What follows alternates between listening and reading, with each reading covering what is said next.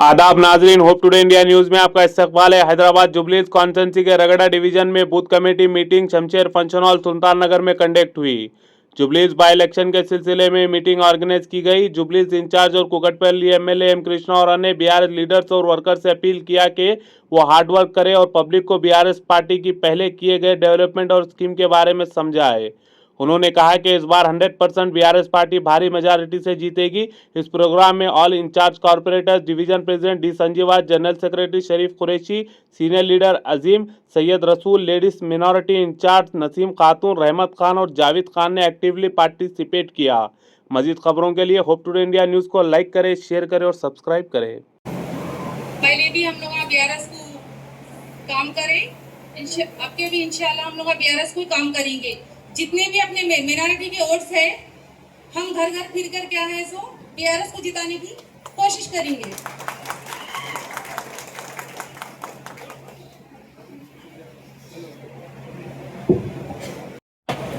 मेरे भाइयों और बुजुर्गों और मेरे बहनों, आज जो है सो जुबली हिल्स में बाई इलेक्शन का जो है सो आज आगाज हो चुका है और हमें इस सिलसिले से जो है सो हम हिरागड्डा डिवीजन में आज हम सब मिलकर आज बूथ कमेटी की मीटिंग लगाए हैं। हमारे లేదని చెప్పి తెలియజేస్తా ఉన్నా। చోటే భాయ్ బడా భాయ్ ఒకటైపోయారు, బ్రహ్మాండంగా ఇద్దరు ఒకటైపోయి ఇక వాళ్ళ ఇష్టారాసంగా కేంద్రంలో వాళ్ళు, ఇక్కడనేమో కాంగ్రెస్ బీజేపీ అక్కడ ఇద్దరు ఒకటయ్యారు, బ్రహ్మాండంగా పంచుకుంటున్నారు। ఢిల్లీకి పోతున్నాయి, వీళ్ళు ఎన్నెలకు పోతున్నాయి, బ్రహ్మాండంగా చేస్తా ఉన్నారు। వీళ్ళకు బుద్ధి చెప్పాలి అంటే, హైదరాబాద్ ప్రజలు బుద్ధి చెప్పాలంటే మన జూబ్లీస్ కాన్స్టిట్యున్సీని ఖచ్చితంగా గెలిపించే బాధ్యత మీరు తీసుకోండి। ఖచ్చితంగా కాంగ్రెస్ వాళ్ళ కన్ను తెరుస్తారు। నిరుపేదలందరికీ రేపు ఒప్పుకున్నటువంటి 4000 పింఛన్ ఇస్తారు। మీరు గిట్ట తప్పిదారి వాళ్ళకి గెలిపించే అవకాశం ఇస్తే మేమేమి ఇవ్వకున్నా సరే మాకైతే ఓటేసారు అంటారు।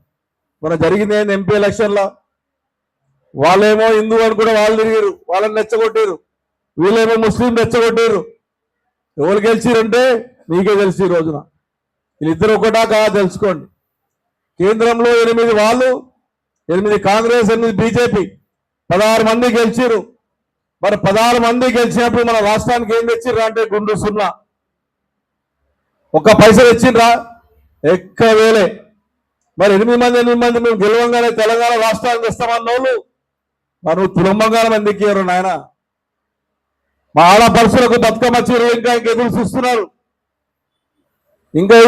ఎప్పుడు ఇస్తావు బతుకమ్మ? ఇంకా 14వ తారీఖు బతుకమ్మ, ఇంకా బతుకమ్మ చీరలు లేవు, రంజాన్ పండుగ వస్తే లేవు, పింఛన్లు ఇస్తలేవు।